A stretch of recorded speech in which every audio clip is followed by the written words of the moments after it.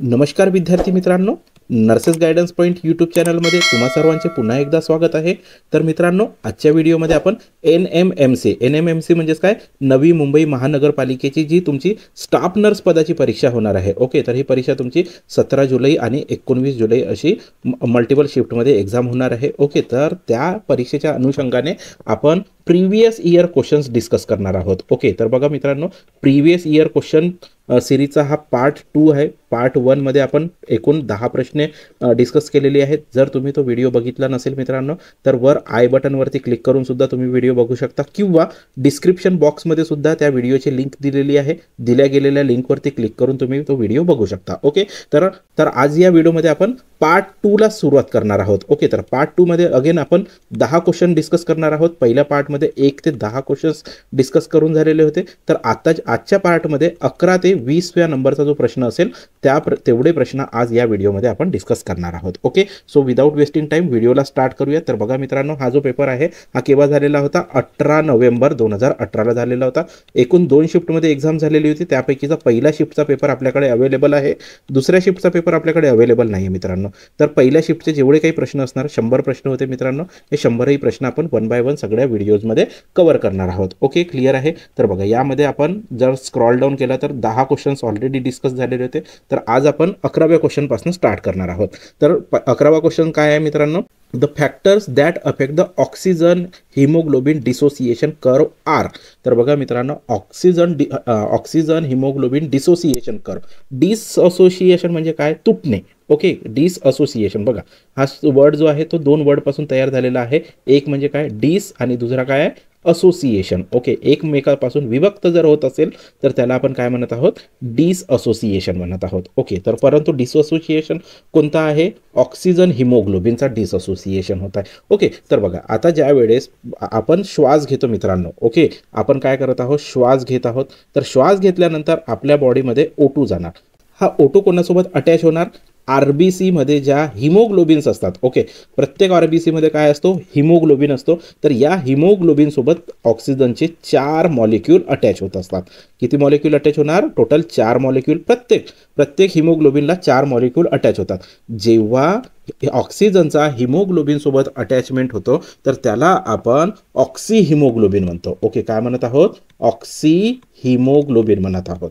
Okay, तर यापैकीचा जवळपास 97% जो ऑक्सिजन असतो मित्रांनो, हा ऑक्सी हिमोग्लोबिनच्या स्वरूपात असतो, आणि रिमेनिंग 3% ऑक्सिजन जो असतो मित्रांनो, हा प्लाझ्मामध्ये डिझॉल्व्ह झालेला असतो। ओके, क्लिअर आहे? कशामध्ये डिझॉल्व्ह होणार? प्लाझ्मामध्ये डिझॉल्व्ह होणार, आणि 97% ऑक्सिजन कुठे बाइंड होणार? ऑक्सिजनचा हिमोग्लोबिन सोबत बाइंडिंग होणार। त्याचप्रमाणे जर कार्बन डायऑक्साइडचा हिमोग्लोबिन सोबत कार्बिनो हिमोग्लोबिन म्हणत असतो, काय म्हणत असतो? कार्बिनो हिमोग्लोबिन म्हणत असतो। ओके, आणि त्याचप्रमाणे जर कार्बन मोनॉक्साइडचा हिमोग्लोबिन म्हणत असतो। ओके, कार्बॉक्सी हिमोग्लोबिन म्हणत असतो। ओके, क्लिअर आहे? तर आपल्याला फोकस कशावरती करायचा आहे? ऑक्सिजनचा हिमोग्लोबिन सोबत जो अटॅचमेंट होता किंवा फिक्सेशन होत आहे, म्हणजेच त्याला आपण ऑक्सी हिमोग्लोबिन म्हणत आहोत। तर त्यावरती फोकस करायचा आहे। बेसिकली आपला जो प्रश्न आहे ऑक्सी हिमोग्लोबिन वरती विचारण्यात आलेला आहे। ओके, तर बघा, आता यामध्ये आपल्याला काय विचारण्यात आलेला होता की डिसोसिएशन कर्व। ओके, कशाचा डिसोसिएशन? ऑक्सिजन हिमोग्लोबिनचा डिसोसिएशन। म्हणजेच काय होत आहे बेसिकली मित्रांनो, ऑक्सिजन आणि हिमोग्लोबिन काय होतात? या ठिकाणी अलग अलग होत आहेत किंवा वेगळे होत आहेत, सेपरेट होत आहेत। ओके, यांचा काय होत आहे? डिसअसोसिएशन होत आहेत। म्हणजेच प्रश्नामध्ये काय विचारण्यात आलेलं आहे की ऑक्सिजन आणि हिमोग्लोबिन जेव्हा सेपरेट होत आहेत तर त्यावरती कोणते कोणते फॅक्टर्स अफेक्ट करत असतात, असा आपला प्रश्न आहे। ओके, तर त्यासाठी आपल्याला ऑक्सिजन डिसोसिएशन कर्व समजून घेणे गरजेचं आहे। ओके, तर बघा, हा काय दिसतोय तुम्हाला मित्रांनो? ऑक्सिजन डिसोसिएशन कर्व दिसतोय। ओके, तर हा जो कर्व असतो याला आपण यामध्ये जी हे तुम्हाला डार्क रेषा जी दिसत असेल तर याला आपण नॉर्मल सिग्मॉइड ग्राफ म्हणणार। ओके, याला काय म्हणणार? नॉर्मल सिग्मॉइड ग्राफ म्हणून घेणार। ओके, क्लिअर आहे? परंतु जर या ग्राफचा या राईट साईडला जर शिपमेंट होत असेल, ओके, कोणत्या साईडला, राईट साईडला जर शिपमेंट होत असेल तर याला आपण राईट शिफ्ट म्हणत असतो. परंतु हा राईट शिफ्ट केव्हा होणार मित्रांनो, जेव्हा ऑक्सिजनचा लेवल टिश्यूमध्ये कमी होणार. ओके, टिश्यूमध्ये ऑक्सिजनचा लेवल काय होत आहे, कमी होत आहे, तर त्यावेळेस कोणता शिपमेंट होणार, राईट शिपमेंट होणार. ओके, तर ऑक्सिजनचा सरळ सरळ रिलेशन काय असेल मित्रांनो, जेव्हा तुमच्या बॉडीमधला ऑक्सिजन कमी होणार तर ऑब्व्हियसली काय होणार, तुमच्या बॉडीमधला कार्बन डायऑक्साईड इन्क्रीज होणार. ऑक्सिजन इकडे कमी जर झालं तर काय होणार, कार्बन डायऑक्साईड इन्क्रीज होणार. ओके, आणि या कार्बन डायऑक्साईडचा रिलेशन कशासोबत असतं, रेस्पिरेटरी ॲसिडोसिस किंवा रेस्पिरेटरी अल्कोलोसिस शिकत असणार. तर त्यावेळेस आपल्याला काय होतं माहिती, जेव्हा आपण रेस्पिरेटरी ॲसिडोसिस बघतो तर त्यामध्ये काय दिसतं मित्रांनो, जेव्हा CO2 लेवल इन्क्रीज होतो तर काय होणार, pHचा जो लेवल आहे तो डिक्रीज होणार. ओके, म्हणजे pH लेवल डिक्रीज होत आहे म्हणजे काय होत आहे, ॲसिडिटी फॉर्म होत आहे. ओके, आणि कार्बन डायऑक्साईड इन्क्रीज होत आहे तर म्हणजेच काय होणार, रेस्पिरेटरी ॲसिडोसिस होणार. ओके, क्लिअर आहे. म्हणजेच फॅक्टर कोणता यावरती अफेक्ट करत आहे मित्रांनो, जसं या इकडे O2 कमी झाला तर CO2चा लेवल इन्क्रीज होत आहे. ओके, आणि सोबतच काय होत आहे, pHचा लेवल सुद्धा डिक्रीज होत आहे. म्हणजेच बेसिकली pH सुद्धा याच्यावरती अफेक्ट करत आहे मित्रांनो, आणि CO2 सुद्धा काय होत आहे, अफेक्ट करत आहे. सोबतच काय होणार, टेम्परेचर सुद्धा कमी होणार. ओके, कोणत्या, जेव्हा राईट शिफ्ट होतो तेव्हा. ओके, त्याचप्रमाणे ज्या वेळेस आता हा राईट शिफ्ट होतो ना मित्रांनो, ह्या सगळ्या ज्या वेळेस गोष्टी घडतात याच्यामध्ये बेसिकली काय होत आहे की ऑक्सिजन आणि हिमोग्लोबिन एकामेकापासून सेपरेट झालेले आहेत. ओके, काय म्हटलेलं आहे, ऑक्सिजन आणि हिमोग्लोबिन एकामेकापासून सेपरेट झालेले आहेत. तर यामध्ये काय होणार, जेव्हा सेपरेट होणार तर टिश्यूमध्ये ऑक्सिजनचा लेवल डिक्रीज होणार, CO2चा लेवल इन्क्रीज होईल. जर CO2चा लेवल इन्क्रीज झाला मित्रांनो तर pH काय होणार, डिक्रीज होणार. ओके, क्लिअर आहे.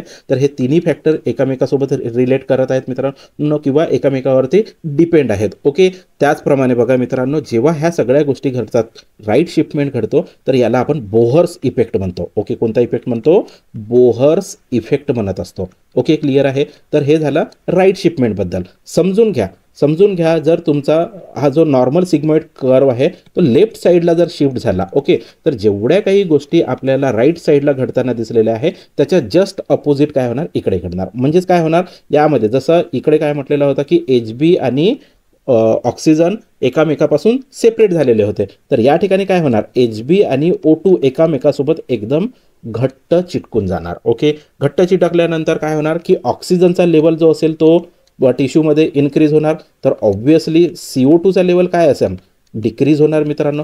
जर CO2चा लेवल डिक्रीज होईल तर pHचा लेवल काय होणार मित्रांनो, हे एकामेकाच्या अपोजमध्ये असतात, तर pH काय होणार, इन्क्रीज होणार. ओके, आणि टेम्परेचर काय होणार मित्रांनो, डिक्रीज होणार. ओके, तर हे सगळ्या इफेक्ट आपल्याला कोणत्या साईडला शिपमेंट झाल्यानंतर दिसतोय, लेफ्ट साईडला शिपमेंट झाल्यानंतर दिसतोय. ओके, क्लिअर आहे. तर जेव्हा लेफ्ट साईडला शिपमेंट होते मित्रांनो तर याला आपण हॅल्डेन इफेक्ट म्हणत असतो. कोणता इफेक्ट म्हणत असतो, हॅल्डेन इफेक्ट म्हणत असतो. ओके, क्लिअर आहे. म्हणजेच आता ज्या वेळेस ऑक्सिजन, आपल्याला क्वेश्चनमध्ये काय विचारण्यात आलेला होता की ऑक्सिजनचा डिसअसोसिएशन होत आहे, म्हणजेच हिमोग्लोबिन पासून ऑक्सिजन काय होत आहे, सेपरेट होत आहे. ओके, तर त्यावेळेस कोणत्या चेंजेस किंवा कोणत्या गोष्टीवरती हे डिपेंड करते, कोणत्या गोष्टीवरती डिपेंड करत आहे, कार्बन डायऑक्साईडवरती डिपेंड करत आहे, सोबतच pH वरती सुद्धा डिपेंड करत आहे. आणि काय होणार मित्रांनो, बघा जसं मी तुम्हाला सांगितलेलं होतं की RBC आहे आणि RBCच्या अंदरमध्ये काय आहे मित्रांनो, हिमोग्लोबिन आहे. तर आता बघा ह्या हिमोग्लोबिनचा आणि RBCचा अजून संबंध समजून सांगतो मित्रांनो.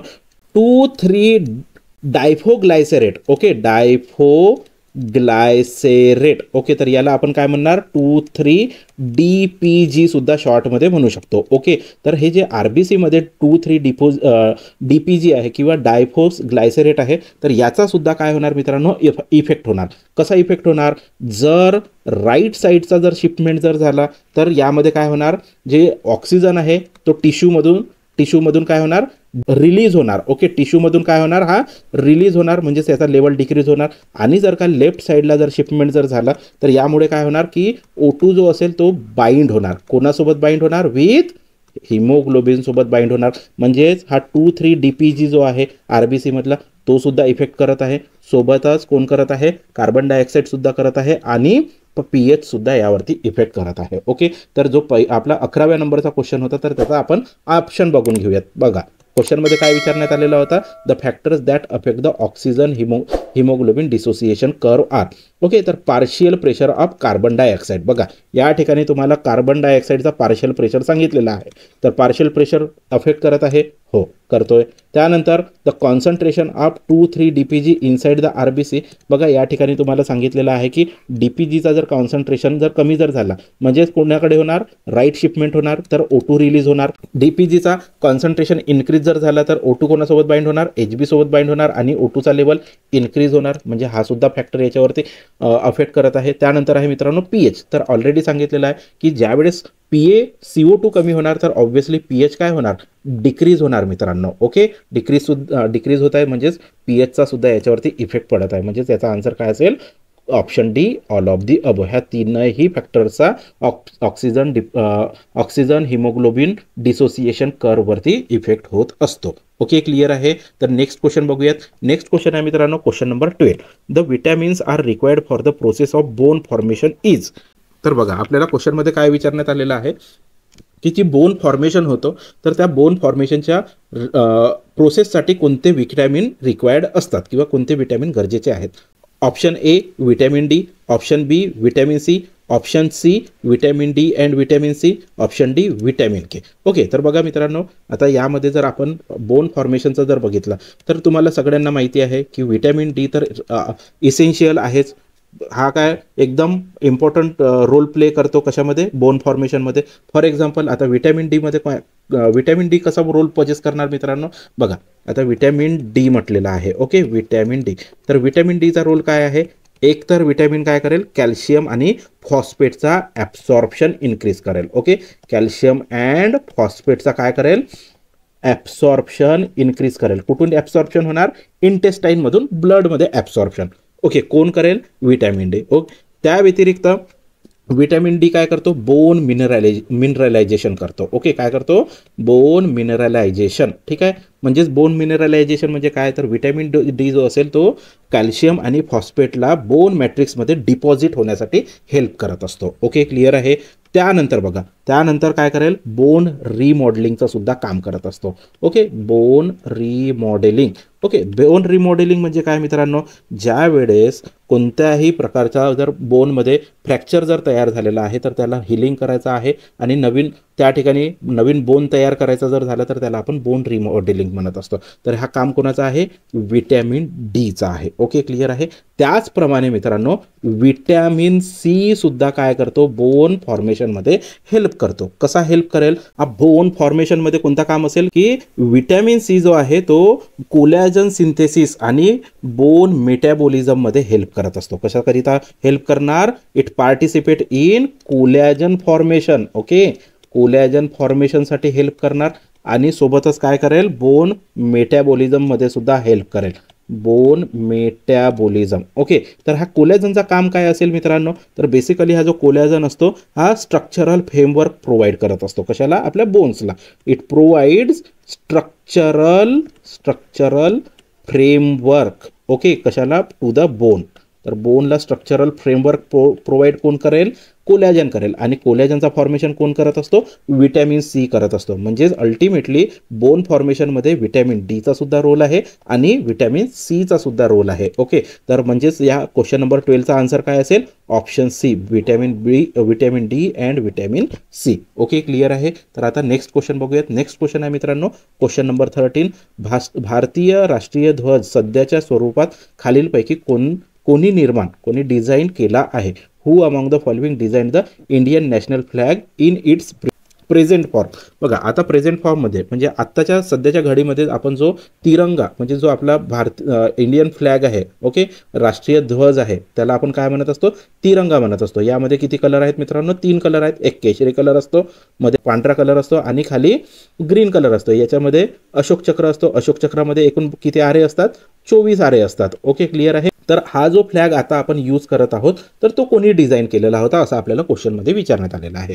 तर ऑप्शन बघूयात. Option A doctor Babasaheb Ambedkar, option B Mahatma Gandhi, option D Pingali Venkayya, option D Bal Gangadhar Tilak. Okay, तर बघा मित्रांनो आपला जो आत्ताचा प्रेझेंट फॉर्ममध्ये जो आपण नॅशनल फ्लॅग यूज करत आहोत तो पिंगली व्यंकय्या यांनी डिझाईन केलेला आहे. ओके, केव्हा डिझाईन केलेला आहे ते पण मी तुम्हाला सांगण्याचा प्रयत्न करतो. ओके, बघा या ठिकाणी तुम्हाला एक फ्लॅग दिसतोय. तर बघा हा जो फ्लॅग आहे मित्रांनो 1921 मध्ये, ओके, केव्हा 1921 मध्ये पिंगली व्यंकय्या यांनी डिझाईन केलेला होता. ओके, कोणी डिझाईन केलेला आहे?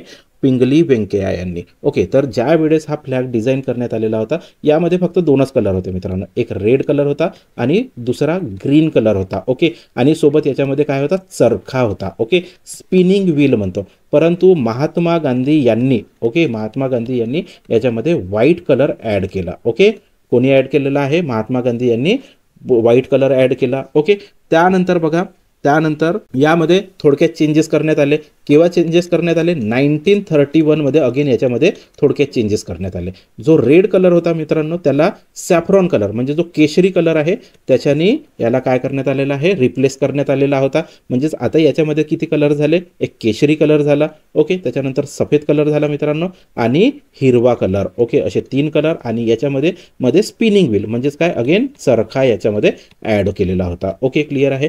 परंतु त्यानंतर काय झालं मित्रांनो 1947 मध्ये, केव्हा? 1947 मध्ये. परंतु तारीख कोणती आहे मित्रांनो? 22 जुलै 1947 रोजी जी कॉन्स्टिट्युएंट असेंब्ली आहे, ओके, कोण म्हटलेलं आहे? कॉन्स्टिट्युएंट असेंब्ली यांनी या फ्लॅगला म्हणजे आताचा जो सध्याचा राष्ट्रीय ध्वज आहे त्याला अडॉप्ट केला. ओके, केव्हा अडॉप्ट केलेला आहे कॉन्स्टिट्युएंट असेंब्लीने? 22 जुलै 1947. परंतु मित्रांनो याच्यामध्ये स्लाइटली एक चेंज करण्यात आलेला होता. ओके, 1947 मध्ये जेव्हा कॉन्स्टिट्युएंट असेंब्लीने याला म्हणजे या राष्ट्रीय ध्वजाला अडॉप्ट केलेला होता तर त्यामध्ये स्लाइटली चेंज करण्यात आलेला होता. तर बघा यामध्ये जसा चरखा होता मित्रांनो तर चरख्याच्या ऐवजी अशोक चक्र ॲड केलेला होता. ओके, तर कोणत्या वर्षी करण्यात आलेला आहे अशोक चक्र ॲड? 1947 मध्ये. आणि कॉन्स्टिट्युएंट असेंब्लीने या आपल्या राष्ट्रीय ध्वजाला केव्हा अडॉप्ट केलेला आहे? 22 जुलै 1947 मध्ये केलेला आहे. ओके, आणि कधी कधी मित्रांनो तुम्हाला रेशिओ सुद्धा विचारला जाऊ शकतो की भारतीय ध्वजाचा रेशिओ कोणता असतो. ओके, तर रेशिओ कोणता असतो? 3:2 चा. ओके, तर 3 म्हणजे काय होणार मित्रांनो? 3 म्हणजे लेंथ होणार. ओके, लेंथ किती असायला पाहिजे? 3 मीटर आणि हाईट किती असायला पाहिजे? 2 मीटर. ओके, तर 3:2 ची अशी रेशिओ असते. ओके, क्लिअर आहे. तर या क्वेश्चनचा आन्सर काय होता? C, option C, Pingali Venkayya. हे ऑलरेडी आपण डिस्कस केलेला होता. ठीक आहे, तर नेक्स्ट क्वेश्चन बघूयात. नेक्स्ट क्वेश्चन आहे मित्रांनो question number 14, an example of saddle joint. Okay, तर आपल्याला काय विचारण्यात आलेलं आहे? सॅडल जॉईंटचा एक्झाम्पल विचारण्यात आलेला आहे. ठीक आहे, तर ऑप्शन बघूयात. Option A knee joint, option B joint of the wrist, option C thumb joint, option D shoulder joint. Okay, तर बघा आपण आधी जॉईंट समजून घेऊयात मित्रांनो की जॉईंटमध्ये किती प्रकार असतात. ओके, तर बघा जॉईंट जे असते मित्रांनो हे एकूण 3 प्रकारचे जॉईंट असतात. ओके, कोणते कोणते 3 प्रकारचे जॉईंट असतात ते आधी बघून घेऊयात. तर बघा यामध्ये एकतर फायब्रस जॉईंट असतो मित्रांनो, त्यानंतर कार्टिलेजिनियस जॉईंट असतो, त्यानंतर असतो सायनोव्हियल जॉईंट. ओके, तर फायब्रस जॉईंट म्हणजे कोणते जॉईंट झाले मित्रांनो? जे फायब्रस मटेरियल पासून तयार झालेले असतात. ओके, टफ फायब्रस मटेरियल पासून जे जॉईंट तयार झालेले असतात त्याला आपण काय म्हणणार? फायब्रस जॉईंट म्हणणार. फॉर एक्झाम्पल कोणते असणार फायब्रस जॉईंट? जो आपल्या स्कल बोनमध्ये जे सुचर्स प्रेझेंट असतात तर ते कोणत्या प्रकारचे जॉईंट आहेत मित्रांनो? फायब्रस जॉईंट आहेत. ओके, क्लिअर आहे. स्कलमध्ये जे सुचर्स आहेत मित्रांनो तर हे सुचर्स कोणत्या प्रकारचे जॉईंट आहेत? फायब्रस जॉईंट आहेत. ओके, त्यानंतर असतात मित्रांनो कार्टिलेजिनियस जॉईंट. तर हे कार्टिलेजिनियस जॉईंट जे असतात हे कार्टिलेज पासून तयार झालेले असतात. ओके, कशापासून तयार झालेले असणार? कार्टिलेजेस पासून तयार झालेले असतात. तर यामध्ये कोणते कोणते येणार? जसं मॅन्युब्रियम आणि स्टर्नम. ओके, स्टर्नम बोन जो असतो, स्टर्नम बोन आणि मॅन्युब्रियमच्या मध्ये जो जॉईंट असतो तो कोणता जॉईंट आहे मित्रांनो? कार्टिलेजिनियस जॉईंट आहे. ओके, किंवा वर्टेब्राच्या मध्ये जी जॉईंट असते जॉईंट बिटवीन वर्टेब्रा.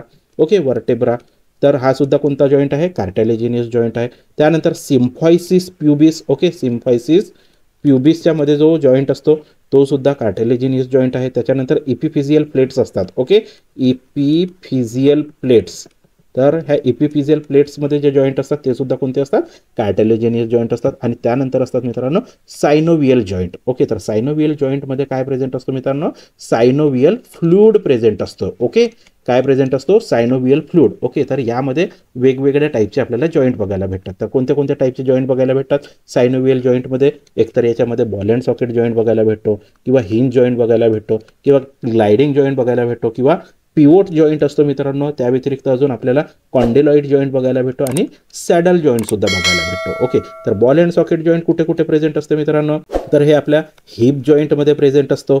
ओके, त्यानंतर आपल्या शोल्डर जॉईंटमध्ये सुद्धा प्रेझेंट असतो बॉल अँड सॉकेट. त्यानंतर आहे हिंज जॉईंट मित्रांनो, तर हिंज जॉईंट आपल्या एल्बोमध्ये प्रेझेंट असतो. ओके, किंवा आपल्या नीजमध्ये प्रेझेंट असतात, किंवा आपल्या अँकल जॉईंटमध्ये सुद्धा. आपला अँकल जॉईंट आहे तो कोणत्या प्रकारचा जॉईंट आहे, हिंज जॉईंट आहे. किंवा त्याच्यानंतर इंटरफॅलेंजियल जॉईंट जे असतं, ओके, इंटरफॅलेंजियल जॉईंट हे सुद्धा कोणतं आहे, हिंज जॉईंट आहे. त्यानंतर आहे मित्रांनो ग्लायडिंग जॉईंट, मराठीमध्ये याला आपण सरकता सांधा म्हणतो. ओके, तर जे कार्पल बोन्स असतात, ओके, कार्पल्स, ठीक आहे, आणि टार्सल बोन्स जे असतात, ओके, कार्पल्स आणि टार्सल बोन्स जे असतात हे कोणत्या प्रकारचे जॉईंट आहेत, ग्लायडिंग जॉईंट आहेत. ओके, त्यानंतर इंटरवर्टेब्रल जॉईंट मित्रांनो, इंटरवर्टेब्रल जॉईंट जे असतात हे सुद्धा कोणते असतात, ग्लायडिंग जॉईंट असतात. त्यानंतर आहे मित्रांनो पिवोट जॉईंट. ओके, तर पिवोट जॉईंट म्हणजे कोणता आहे, आपला हेड आहे. ओके, हेड जो असतो तो, किंवा रेडिओ अल्नर जॉईंट आहे, ज्यामध्ये रेडियस आणि अल्ना जॉईंट झालेला असतो. ओके, तर त्याला आपण रेडिओ अल्नर जॉईंट म्हणतो. तर हा पिवोट जॉईंटचा प्रकार आहे मित्रांनो. त्यानंतर असतं मित्रांनो कॉन्डिलॉइड जॉईंट. ओके, तर कॉन्डिलॉइड जॉईंट म्हणजे यामध्ये मॅन्डिबल आणि टेम्पोरल बोनचा जो जॉईंट आहे, ओके, मॅन्डिबल अँड टेम्पोरलच्या मध्ये जो जॉईंट आहे, तर हा कोणत्या प्रकारचा झाला, कॉन्डिलॉइड जॉईंट झाला मित्रांनो. त्यानंतर मेटाकार्पल आणि फॅलेंजिसच्या मध्ये जो जॉईंट असतो, मेटाकार्पल अँड फॅलेंजिसच्या मध्ये जो जॉईंट असतो तो सुद्धा कोणता आहे, कॉन्डिलॉइड जॉईंट आहे. किंवा मेटाटार्सल आणि फॅलेंजिस, ओके, मेटाटार्सल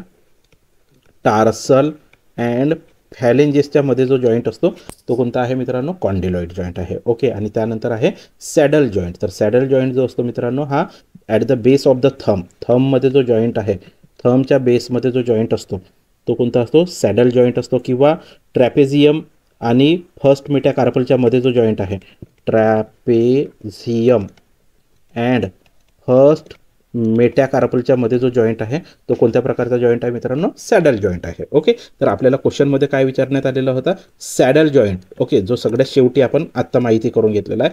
सॅडल जॉईंट कुठे कुठे आहे, एकतर थंबमध्ये आहे किंवा ट्रॅपेझियम आणि फर्स्ट मेटाकार्पलच्या मध्ये आहे. ओके, तर ऑप्शन बघूयात. Option A knee joint. नी जॉईंट काय सांगितलेलं होतं मित्रांनो, नी जॉईंट हा आपला हिंज जॉईंटच्या प्रकारचा आहे. ओके, रिस्ट सुद्धा हिंज जॉईंट्सच्या कॅटेगरीमध्ये येणार मित्रांनो.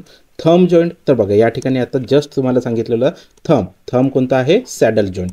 तर आपल्याला क्वेश्चनमध्ये सुद्धा सॅडल जॉईंट विचारलेलं होतं, तर याचा आन्सर काय असेल, ऑप्शन सी थंब. आणि शोल्डर जॉईंट म्हणजे काय सांगितलेलं होतं मित्रांनो, बॉल अँड सॉकेट सांगितलेला होता. ओके, तर क्वेश्चन नंबर 14चा आन्सर ऑप्शन सी असेल.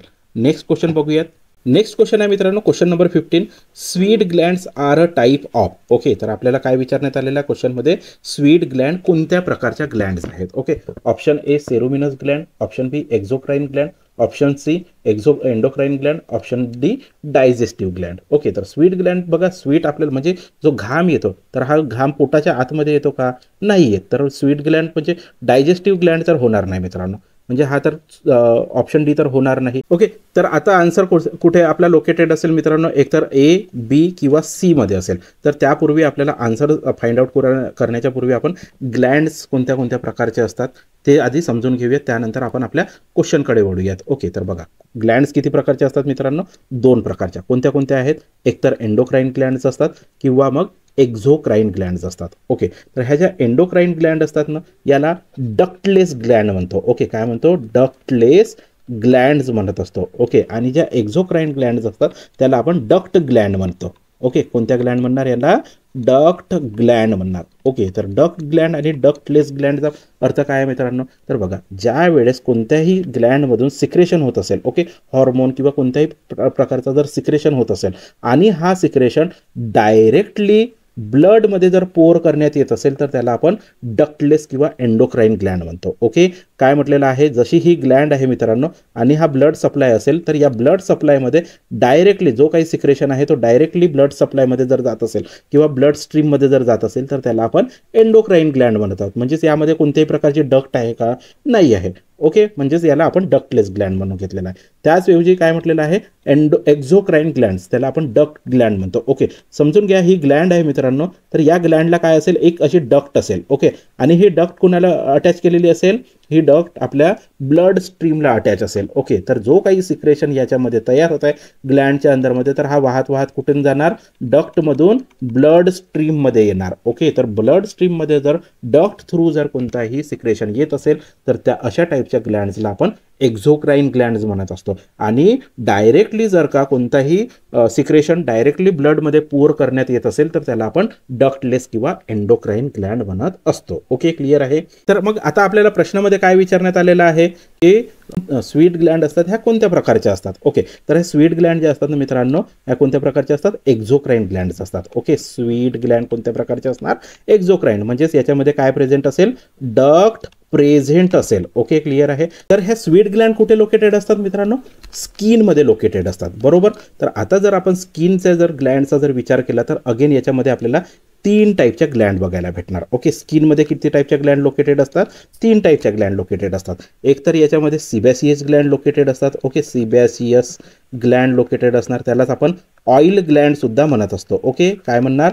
एकतर सिबॅसियस ग्लँड म्हणणार किंवा ऑइल ग्लँड म्हणणार. बेसिकली यांचं काम काय असतो, सिबम सिक्रेट करतात. ओके, सिबम म्हणजेच काय झालं मित्रांनो, एक प्रकारचा ऑइल असतो. जसं आपल्या चेहऱ्यावरती ऑइली फेस होतो, का बरं होतो, कारण की ह्या सिबॅसियस ग्लँड सिबम सिक्रेट करतात, बेसिकली ऑइल सिक्रेट करतात. दॅट्स वाय आपल्याला आपला फेस ऑइली फील होत असतो. ओके, त्यानंतर आहे मित्रांनो याच्यामध्ये स्वीट ग्लँड्स. ओके, दुसऱ्या कोणत्या प्रकारच्या ग्लँड असतात, स्वीट ग्लँड्स असतात. यालाच आपण सुडोरीफेरस ग्लँड्स म्हणत असतो. ओके, सुडोरीफेरस ग्लँड सुद्धा म्हणू शकतो. ओके, आणि थर्ड टाईपच्या ज्या ग्लँड्स असतात मित्रांनो त्या असतात ceruminous gland. Okay, ceruminous glands. Okay, clear आहे. तर ह्या सेरुमिनस ग्लँड काय करणार मित्रांनो, सेरुमेन सिक्रेट करणार. ओके, सेरुमेन किंवा जो सेरुमेन कुठे सिक्रेट होतो, आपल्या इयरमध्ये सिक्रेट होतो. जो आपल्या कानामध्ये जो मड तयार होतो कशामुळे होणार मित्रांनो, ह्या सेरुमेनमुळे. त्यालाच आपण इयर वॅक्स सुद्धा म्हणत असतो. सेरुमेन किंवा मग त्याला आपण काय म्हणणार,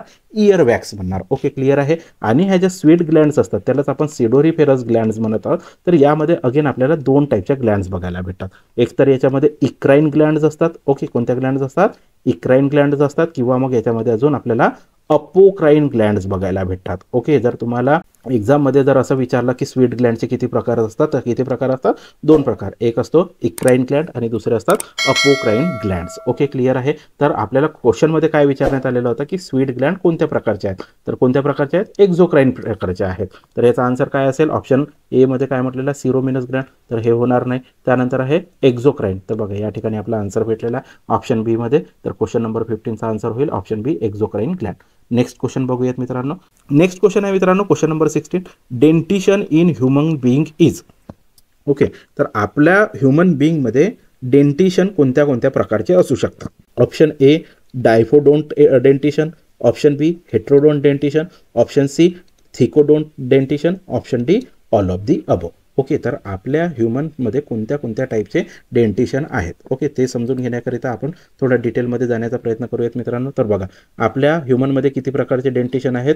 एक आहे थिकोडोंट आहे मित्रांनो, दुसरा डायफोडोंट आहे आणि तिसरा कोणता आहे, हेट्रोडोंट डेंटिशन आहे. ओके, तर बघा हे जे आपण थिकोडोंट आहे ना मित्रांनो, हे थिकोडोंट म्हणजे कशा प्रकारचे झाले, जसे आपले हे डेंट्स आहेत हे कुठे फसलेले असतात, आपल्या गम्समध्ये फसलेले असतात. बरोबर, हे कशाच्या अंदरमध्ये गेलेले असतात, गम्सच्या अंदरमध्ये गेलेले असतात. म्हणून याला आपण काय म्हणत असतो, थिकोडोंट म्हणत असतो. ओके, तर हा असा आपल्याला बघायला भेटतो. बरोबर की नाही. थिकोडोंट म्हणजे काय झालंय बघा, या ठिकाणी मी तुम्हाला इमेजमध्ये सांगण्याचा प्रयत्न करतो. हे काय आहे, हे जे टीथ आहे हा कुठे फसलेला आहे, गम्समध्ये फसलेला आहे. बघा हा अगेन हा टीथ आहे हा कुठे फसलेला आहे, गममध्ये फसलेला आहे. तर गममध्ये जर फसून असेल तर त्याला आपण थिकोडोंट म्हणतो. जर गमच्या वरती अटॅच असेल, ओके, तर त्याला आपण प्लुरोडोंट म्हणतो. आणि गमच्या वरती असं पूर्णपणे जर कव्हर केलेलं असेल गमला तर त्याला आपण ॲक्रोडोंट म्हणतो. ओके, तर हे ॲक्रोडोंट कोणामध्ये दिसून येतात, फिशमध्ये दिसून येतात. ओके, प्लुरोडोंट कोणामध्ये दिसून येतात, लिझार्डमध्ये वगैरे दिसून येतो. ओके, जे आपल्या घरी चिपकली असते ना, तर त्या चिपकलीमध्ये फ्लोरोडोंट नेचरचा असतो. आणि हे थिकोडोंट कोणामध्ये असतात मित्रांनो, हे असतात ह्युमन्समध्ये म्हणण्यापेक्षा पर्टिक्युलरली जे मॅमल्स असतात. ओके, मॅमल्स म्हणजे काय, जे डायरेक्टली आपल्या ऑफस्प्रिंगला बर्थ देतात त्यांना आपण मॅमल्स म्हणतो. ओके, मॅमल्समध्ये प्रेझेंट असतात आणि क्रोकोडाईलमध्ये सुद्धा प्रेझेंट असतो, क्रोकोडाईल्स. ओके, तर थिकोडोंट कुठे कुठे प्रेझेंट आहे, मॅमल्समध्ये ह्युमन सुद्धा येतात. म्हणजेच काय झालं मित्रांनो, हा थिकोडोंट काय आहे, ह्युमन डेंटिशनचा एक पार्ट आहे. ओके, क्लिअर आहे. त्यानंतर आहे मित्रांनो डायफोडोंट. तर ह्या डायफोडोंटमध्ये अगेन आपल्याला 2 टाईपचे डायफोडोंट. ओके, यामध्ये डाय म्हटलेलं आहे, तर काय असणार, याच्यामध्ये 2 टाईप्स असणार. 2 टाईप्स कोणते कोणते आहेत मित्रांनो, एक तर याच्यामध्ये टेम्पररी टीथ असतात. ओके, टेम्पररी टीथ, ठीक आहे. आणि दुसरे जे असतात हे असतात परमानंट टीथ. ओके, कोणते असतात, परमानंट टीथ, ठीक आहे. तर या टेम्पररी टीथलाच आपण बेबी टीथ सुद्धा म्हणू शकतो. ओके, काय म्हणू शकतो, बेबी टीथ म्हणू शकतो, किंवा मिल्क टीथ, दुधाचे दात म्हणतो. ओके, क्लिअर आहे. किंवा अदर लँग्वेजमध्ये याला आपण डेसिड्युअस टीथ सुद्धा म्हणत असतो. ओके, तर ह्या डेसिड्युअस टीथची संख्या किती असते, या डेसिड्युअस टीथची एकूण संख्या असते 20. टोटल किती असतात डेसिड्युअस टीथ, 20. किती वर्षापर्यंत राहतात हे, 2 ते 3 वर्षापर्यंत 20 दातं असतात. ओके, मग हे दातं पडतात आणि नवीन दातं येतात, ते कोणते असणार, परमानंट टीथ असणार. आणि परमानंट टीथची संख्या किती असते, परमानंट टीथची संख्या असते 32.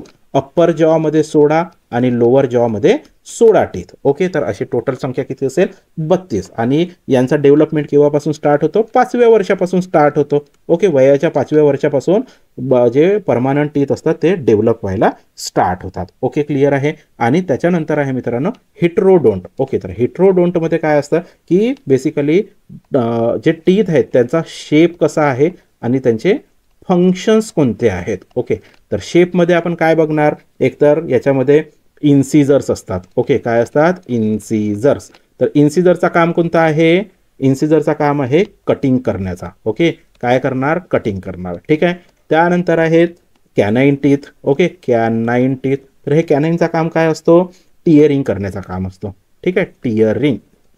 त्यानंतर असतात मित्रांनो प्रीमोलर्स. ओके, कोणते असतात, प्रीमोलर्स असणार. ओके, प्रीमोलर्सचा काम काय आहे, ग्राइंडिंग करतात. ओके, काय करतात, हे ग्राइंडिंग करायचं काम करतात. ठीक आहे. आणि त्यानंतर असतात मित्रांनो मोलर्स. ओके, मोलर्स, ठीक आहे. तर हे मोलर सुद्धा काय करणार, ऑब्व्हियसली ग्राइंडिंग. प्री मोलर आणि मोलरचा सेम फंक्शन आहे, ग्राइंडिंग. ओके, तर आता यांच्यामध्ये तुम्हाला काय विचारलं जाऊ शकतं, यांचा नंबर किती असतो हे विचारलं जाऊ शकतो. ओके, तर नंबरसाठी या ठिकाणी आपण थोडक्यात बघून घेऊयात. बघा, या ठिकाणी तुम्हाला काय दिसतं, सेंट्रल इन्सिजर, लॅटरल इन्सिजर. बघा, इन्सिजर किती दिसतात, इकडे 2 दिसतात, इकडे 2 दिसतात. म्हणजे टोटल इन्सिजर अप्पर जॉमध्ये 4 आणि लोअर जॉमध्ये 4 दिसणार, बरोबर.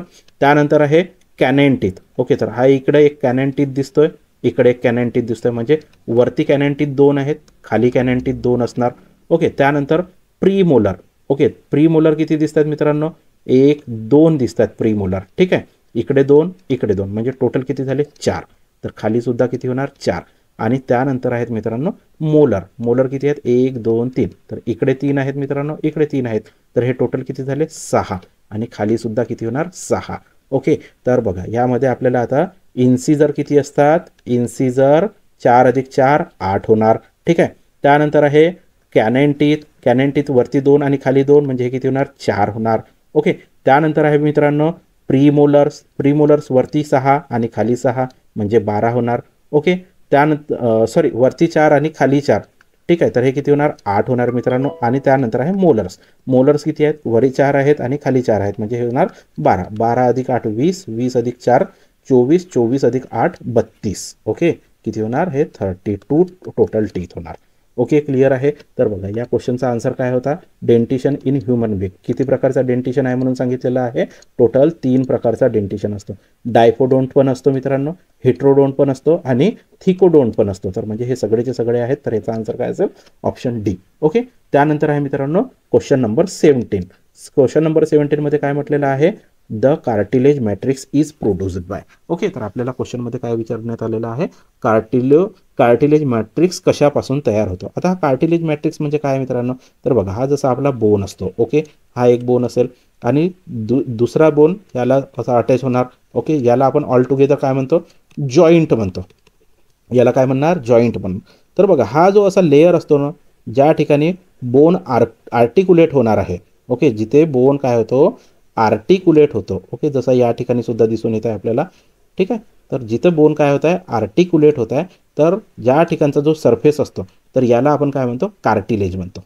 याला आपण काय म्हणत असतो, कार्टिलेज. आणि या कार्टिलेजच्या आतमध्ये जो मॅट्रिक्स आहे तो कशापासून तयार होतो असं आपल्याला क्वेश्चनमध्ये विचारण्यात आलेला आहे. ऑप्शन बघूयात. Option A chondroblast, option B osteoblast, option C parietal cells, option D parenchymal cells. Okay, तर बघा हे ऑस्टिओब्लास्ट तर होणार नाही मित्रांनो. हा ऑस्टिओब्लास्ट जो आहे हा बोन सेलचा प्रकार आहे. ओके, हा कशाचा प्रकार आहे, बोन सेलचा प्रकार आहे. ओके, परायटल सेल्स तर ह्या होणार नाही आणि पॅरेन्कायमल सेल्स पण होणार नाही. याचा आन्सर काय असेल, कोंड्रोब्लास्ट असेल. तर कोंड्रोब्लास्ट स्पेशलाइज्ड सेल असतात जे एक्स्ट्रा सेल्युलर मॅट्रिक्स प्रोड्यूस करण्याचा काम करतात. ओके, आणि जसं या ठिकाणी तुम्हाला बोन सेल्स सांगितलेले आहेत मित्रांनो, तर बोन सेल्स किती प्रकारचे असतात, एकूण 4 प्रकारच्या बोन सेल्स असतात. ओके, किती प्रकारच्या बोन सेल्स असतात, 4 टाईपच्या बोन सेल्स असतात. एक तर याच्यामध्ये ऑस्टिओक्लास्ट असतात. ओके, ऑस्टिओक्लास्ट. तर ह्या ऑस्टिओक्लास्टचा काम काय आहे, ऑस्टिओक्लास्ट काय करणार मित्रांनो, ऑस्टिओक्लास्ट बोन रिअब्सॉर्प्शन, ओके, बोन रिअब्सॉर्प्शन आणि बोन रिमॉडेलिंगचा काम करतात. ओके, काय करणार, बोन रिअब्सॉर्प्शन करणार आणि बोन रिमॉडेलिंग करणार. ओके, त्यानंतर आहेत मित्रांनो ऑस्टिओब्लास्ट. ओके, ऑस्टिओब्लास्ट. ओके, तर ह्या ऑस्टिओब्लास्टला आपण बोन फॉर्मिंग सेल म्हणत असतो किंवा न्यू बोन फॉर्मेशनचा काम करतात. ठीक आहे, बोन फॉर्मेशनचा काम कोण करणार, नवीन बोन कोण फॉर्म करत असतो, ऑस्टिओब्लास्ट करत असतात. त्यानंतर असतात मित्रांनो ऑस्टिओसाइट्स. ओके, ऑस्टिओसाइट्स. तर ह्या ऑस्टिओसाइट्सचा काम काय आहे, एकतर बोन मॅट्रिक्सला मेंटेन करायचं काम करतात, मेंटेन बोन मॅट्रिक्स. ओके, एकतर हे काय करणार, बोन मॅट्रिक्स मेंटेन करणार, सोबतच हे काय करतात, ऑस्टिओब्लास्ट आणि ऑस्टिओक्लास्टला मेंटेन करण्याचा किंवा रेग्युलेट करण्याचा काम करतात. ओके, कोणाला रेग्युलेट करणार, रेग्युलेट ऑस्टिओब्लास्ट, ऑस्टिओब्लास्ट अँड ऑस्टिओक्लास्ट. ओके, तर ऑस्टिओब्लास्ट आणि ऑस्टिओक्लास्टला रेग्युलेट करायचं काम करत आहेत आणि सोबतच बोन मॅट्रिक्सला मेंटेन करण्याचं काम कोण करत आहे, ऑस्टिओसाइट करत आहेत. ओके, तर ह्या किती प्रकारच्या झाल्या, 3 प्रकार. अजून एक कोणता प्रकार सुटलेला आहे मित्रांनो, यामध्ये सुटलेला आहे osteogenic cells. Okay, osteogenic cells. Okay, तर ऑस्टिओजेनिक सेल म्हणजे काय होतात मित्रांनो, ह्या बेसिकली ऑस्टिओजेनिक सेल असतात ना, ह्याच ऑस्टिओब्लास्टमध्ये कन्वर्ट होतात. ओके, कशामध्ये कन्वर्ट होणार, ह्या osteoblast. Okay, converts into osteoblast. Okay, हे कोणत्या कशामध्ये कन्वर्ट होणार, ऑस्टिओब्लास्टमध्ये कन्वर्ट होणार आणि ऑस्टिओब्लास्टचा काम काय, नवीन बोन फॉर्मेशनचा काम आहे. ओके, तर हे जे ऑस्टिओजेनिक सेल असतात हे बेसिकली जे डीप लेयर्स असतात, पेरिस्टोनियम आणि बोन मॅट्रिक्स झाला तर त्यामध्ये प्रेझेंट असतात. ओके, क्लिअर आहे. तर यामध्ये आपण जो क्वेश्चन बघितलेला होता, क्वेश्चन नंबर 17, तर याचा आन्सर काय होता, ऑप्शन ए कोंड्रोब्लास्ट होता. ओके, तर कोंड्रोब्लास्टचा कोणता काम आहे, कार्टिलेज मॅट्रिक्स प्रोड्यूस करण्याचा. ठीक आहे, त्यानंतर आहे मित्रांनो क्वेश्चन नंबर 18. क्वेश्चन नंबर 18 मध्ये काय म्हटलेलं आहे, खालील वाक्यांमधील अलंकार ओळखा. ओके, तर काय म्हटलेलं आहे, एक वाक्य दिलेलं आहे, पोटीचं एक पद लांबविला दुजा तो, पक्षी तनू लपवी भूपतया पाहतो, असा एक आपल्याला सेंटेन्स दिलेला आहे आणि याच्यामधला अलंकार कोणता आहे ते फाइंड आउट करायचं आहे. ओके, तर ऑप्शन बघूयात. ऑप्शन ए आहे उत्प्रेक्षा, ऑप्शन बी अनन्वय, ऑप्शन सी भ्रांतिमान, ऑप्शन डी स्वभावोक्ती अलंकार. ओके, तर हे उत्प्रेक्षा अलंकार, अनन्वय अलंकार किंवा भ्रांतिमान अलंकार काय होते ते आपण 1 बाय 1 समजून घेण्याचा प्रयत्न करूयात मित्रांनो. तर बघा यामध्ये काय म्हटलेलं आहे, उत्प्रेक्षा अलंकार म्हटलेला आहे. तर उत्प्रेक्षा अलंकार म्हणजे काय होतं, उत्प्रेक्षा अलंकार म्हणजे उपमेय, म्हणजे ज्याची तुलना करायची आहे, हे जणू उपमान ज्याच्याशी तुलना करायची आहे असे सांगितले जाते, तेव्हा त्यास आपण काय म्हणत असतो, उत्प्रेक्षा अलंकार म्हणत असतो. बघा आपल्याला ज्याची तुलना करायची आहे, ओके, आणि ज्याच्यासोबत तुलना करायची आहे, ज्याची तुलना करायची आहे त्याला आपण उपमान म्हणून सांगत आहोत, म्हणजे ज्याच्यासोबत तुलना करायची आहे त्याला जर सांगत असणार तर त्यावेळेला आपण काय म्हणत असतो, उत्प्रेक्षा अलंकार म्हणत असतो. तर बघा ज्यावेळेस आपल्याला उत्प्रेक्षा अलंकार उत्प्रेक्षा अलंकाराचा वापर करायचा तर त्यामध्ये आपण कोणते शब्द वापरणार, जणू, गमे, वाटे, भासे, की असे शब्द वापरले जातात. ओके, फॉर एक्झाम्पल उदाहरणामध्ये काय म्हटलेलं आहे, ती गुलाबी उषा म्हणजे परमेश्वराचे प्रेम जणू. बघा या ठिकाणी जणू वापरलेला आहे. क्षितिज म्हणजे पृथ्वी आणि आकाश यांचा मेळ जणू. तर अगेन या ठिकाणी जणू शब्द वापरलेला आहे. ढग जणू काही पांढरे शुभ्र कापसाचे ढीग बासतात. बघा यामध्ये सुद्धा जणू हा शब्द वापरलेला आहे. परंतु आपल्याला जो क्वेश्चन विचारण्यात आलेला होता यामध्ये कुठेतरी असा जणू किंवा अशा प्रकारचे काही म्हणजे जे शब्द आपण जणू, गमे, वाटे, भासे, की अशा प्रकारचे काही शब्द दिसत आहेत का? नाही, अशा प्रकारचे काहीही शब्द दिसत नाही, म्हणजे उत्प्रेक्षा अलंकार होणार नाही.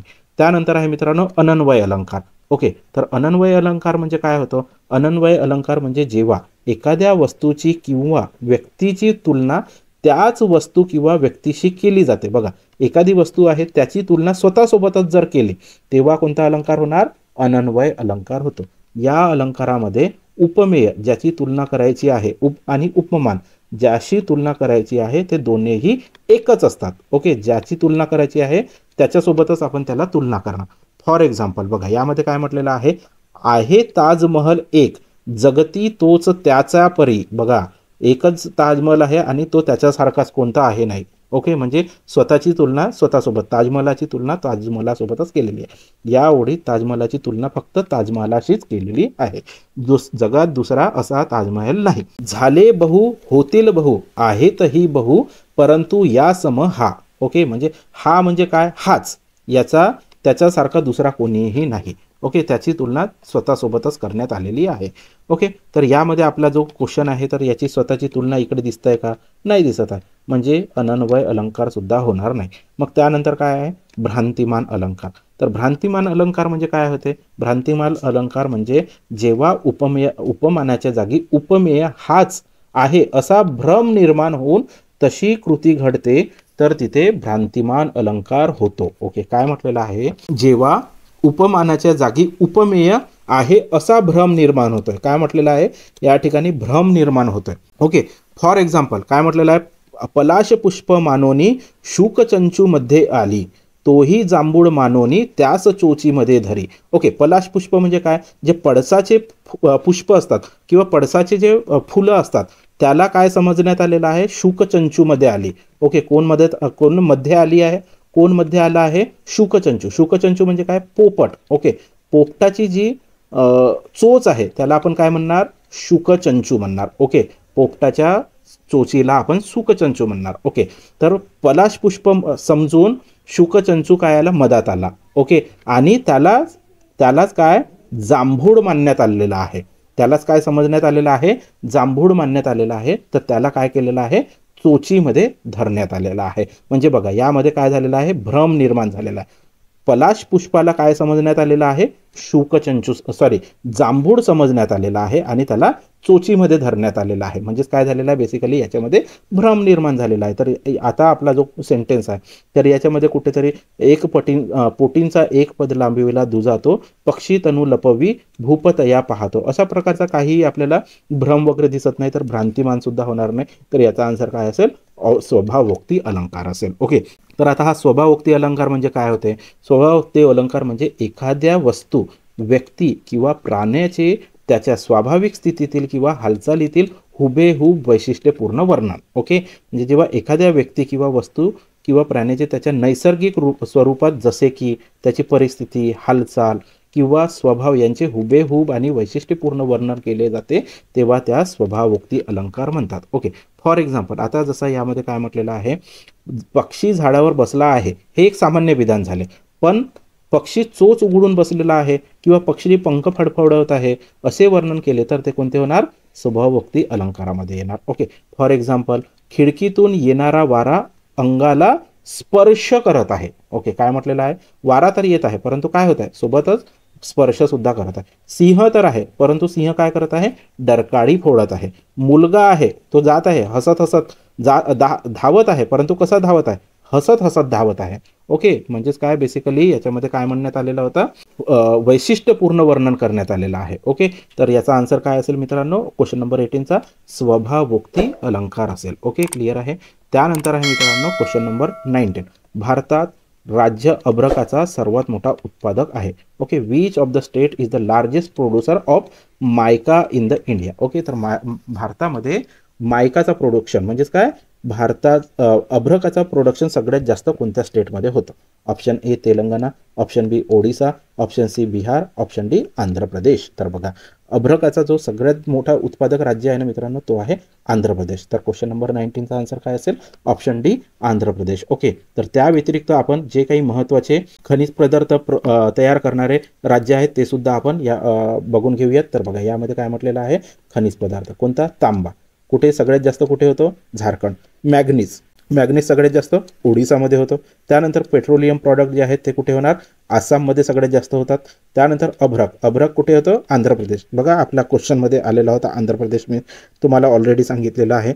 ओके, त्यानंतर आहे युरेनियम झारखंडमध्ये एक जादूगुडा नावाचा एक प्लेस आहे मित्रांनो, जादूगुडा. या ठिकाणी सगळ्यात जास्त युरेनियम भेटतो. त्यानंतर सोना कुठे भेटतो मित्रांनो? कर्नाटक. तुम्ही KGF मूवी बघितलेला असेल. ओके, KGF म्हणजे काय? कोलार गोल्ड फील्ड कुठे लोकेटेड आहे? कर्नाटक राज्यामध्ये लोकेटेड आहे. आणि सगळ्यात जास्त सोना KGF मध्ये म्हणजेच कोलार गोल्ड फील्डमध्ये भेटतो. ओके, त्याचं नावच आहे मित्रांनो Kolar gold field. Okay, gold field असं नाव आहे. ओके, कोलार. आता हा कोलार सिटी किंवा कोलार प्लेस कुठं आहे? कर्नाटकमध्ये आहे. त्यानंतर आहे लिग्नाईट सगळ्यात जास्त तामिळनाडूमध्ये भेटतो. थोरियम हा सगळ्यात जास्त राजस्थानमध्ये भेटतो. टंगस्टन राजस्थानमध्ये भेटतो सगळ्यात जास्त. त्यानंतर आहे मित्रांनो बॉक्साईट ओडिसामध्ये सगळ्यात जास्त भेटतो. दगडी कोळशासाठी झारखंड खूप जास्त फेमस आहे मित्रांनो. बघा छोटा नागपूरचा प्लॅटू येतो याच्यामध्ये, छोटा नागपूरचा पठार हा असा शब्द ऐकला असणार. ओके, कुठे लोकेटेड आहे छोटा नागपूरचा पठार? झारखंड, बिहार, वेस्ट बेंगॉल आणि ओडिसा असे 4 राज्य मिळून छोटा नागपूरचा प्लॅटू लोकेटेड आहे. आणि त्याच्यामध्ये सगळ्यात जास्त दगडी कोळसा आपल्याला झारखंडमध्ये भेटतो. ओके, त्याच्यानंतर आहे मित्रांनो जस्त कुठे भेटतो? सगळ्यात जास्त राजस्थानमध्ये. त्यानंतर आहे मित्रांनो मॅग्नेसाईट उत्तराखंडमध्ये भेटतो. चांदी सगळ्यात जास्त राजस्थानमध्ये भेटते. टीन सगळ्यात जास्त छत्तीसगडमध्ये भेटतो. त्यानंतर आहे मित्रांनो क्रोमाईट सगळ्यात जास्त झारखंड राज्यामध्ये भेटतो. आणि त्यानंतर आहे मित्रांनो हिरा कुठे आहे? मध्यप्रदेशमध्ये एक पन्ना नावाचा प्लेस आहे मित्रांनो. ओके, कोणता आहे? पन्ना नावाचा प्लेस आहे. तर त्या ठिकाणी सगळ्यात जास्त हिऱ्याच्या खाणी आहेत. ओके, क्लिअर आहे. तर आपण आपल्या क्वेश्चनकडे वळूया. तर क्वेश्चनमध्ये काय विचारण्यात आलेलं होतं? लार्जेस्ट प्रोड्युसर ऑफ मायका म्हणजेच काय? अभ्रक कुठे भेटतो सगळ्यात जास्त? आंध्र प्रदेश. ओके, तर नेक्स्ट क्वेश्चन बघूयात मित्रांनो. नेक्स्ट क्वेश्चन आहे क्वेश्चन नंबर 20 मध्ये काय म्हटलेलं आहे? Day dreaming is. ओके, तर बघा जे दिवसा ढवळ्या आपण जे काही स्वप्न बघतो त्यालाच आपण काय म्हणणार? डे ड्रीमिंग म्हणणार. ओके, काय म्हणणार? डे ड्रीमिंग म्हणजेच याला आपण मराठीमध्ये दिवा स्वप्न म्हणतो. ओके, काय म्हणू शकतो? दिवा स्वप्न म्हणू शकतो. किंवा आपण जे चेता अवस्था असते म्हणजे आपण कॉन्शियस असतो. ओके, आणि कॉन्शियस असताना एखाद्या ठिकाणी तुम्ही बसलेले आहात आणि ॲटोमॅटिकली तुमच्या डोक्यामध्ये थॉट्स यायला लागतात. ओके, किंवा तुम्ही विचार करायला लागतात किंवा स्वप्न बघायला लागतात की मी एक्झाम जर पास झालो तर कसा होणार, मी किती, मला एवढी सॅलरी भेटेल, मी ह्या सॅलरीचा असा करेन तसा करेन. तर हे काय? तुम्ही स्वप्न बघत आहात. ओके, म्हणजेच बेसिकली एक प्रकारे काय करतात? इमॅजिनेशन करत आहात. ओके, तर डे ड्रीमिंग म्हणजेच काय? दिवा स्वप्न किंवा मग इमॅजिनेशन. ओके, तर ऑप्शन बघूयात. Option A form of destructive imagination. Destructive बघत आहात का? नाही, दिवा स्वप्न चांगल्या गोष्टी बघत आहात. तर हे होणार नाही. तर हे काय? Not imagination. मी आत्ताच सांगितलेलं आहे मित्रांनो, इमॅजिनेशन आहे. तर हा सुद्धा नाही. ओके, त्यानंतर आहे अ फॉर्म ऑफ क्रिएटिव्ह इमॅजिनेशन. तर बघा हा आपल्याला काय दिसतोय? एक रिलेटेड दिसून येतोय. बेसिकली मी काय सांगितलेलं आहे की तुम्हाला जर का जॉब जर लागला तर तुम्ही काय करणार? एक असं चांगले विचार आणणार की मला इतकी सॅलरी भेटणार, मग ह्या सॅलरीचा मी इतके पैसे या ठिकाणी इन्व्हेस्ट करणार, दुसऱ्या पैशाने मी तिकडे फिरायला जाणार. बेसिकली आपण काय करत आहोत? क्रिएट करत आहोत आपल्या डोक्यामध्ये इमॅजिनेशन. ओके, काय करत आहोत? इमॅजिनेशन क्रिएट करत आहोत. तर याचा आन्सर होणार ऑप्शन सी. आणि ऑप्शन डी काय म्हटलेलं होतं? Sleep apnea. जर झोपेतल्या झोपेत जर श्वास जर थांबत असेल तर त्याला आपण स्लीप ॲपनिया म्हणतो. तर हा तर होणार नाही. हा तर डे ड्रीमिंग म्हटलेला आहे. तर क्वेश्चन नंबर 20चा आन्सर काय असेल? Option C, a form of creative imagination. Okay, तर बघा मित्रांनो या व्हिडिओमध्ये म्हणजे जो NMMCचे जे प्रिव्हियस इयर क्वेश्चनचा जो पार्ट 2 होता, तर या पार्ट 2 मध्ये आपण टोटल 10 क्वेश्चन्स डिस्कस केलेले आहेत. पार्ट 1 मध्ये 10 आणि पार्ट 2 मध्ये अगेन 10 क्वेश्चन्स डिस्कस केलेले आहेत. उरलेले आपले 80 क्वेश्चन्स आहेत मित्रांनो. प्रत्येक पार्टमध्ये आपण 10 क्वेश्चन्स डिस्कस करणार आहोत. अगेन 8 पार्ट येणार आहेत मित्रांनो. तर त्यासाठी तुम्ही माझा channel nurses guidance point YouTube channel subscribe करा. बघा मित्रांनो, हा जो काही आपण या व्हिडिओमध्ये क्वेश्चन्स डिस्कस केलेले आहेत, तर हे डिस्कस केलेले क्वेश्चन तुम्हाला जर आवडले असणार तर व्हिडिओला लाईक करा मित्रांनो. तसेच मित्रांनो, हा व्हिडिओ तुमच्या इतर मैत्रिणींना शेअर करा. तसेच मित्रांनो, नर्सेस गायडन्स पॉईंट यूट्यूब चॅनलला सुद्धा सबस्क्राईब करा मित्रांनो. चॅनल सबस्क्राईब केल्यानंतर बेल आयकनला प्रेस करायला विसरू नका, जेणेकरून येणाऱ्या सर्व व्हिडिओचा नोटिफिकेशन तुम्हाला तुमच्या मोबाईलवरती इझिली भेटणार. तर मित्रांनो, भेटूया नेक्स्ट व्हिडिओमध्ये नेक्स्ट पार्ट सोबत. तेव्हापर्यंत जय हिंद, जय महाराष्ट्र.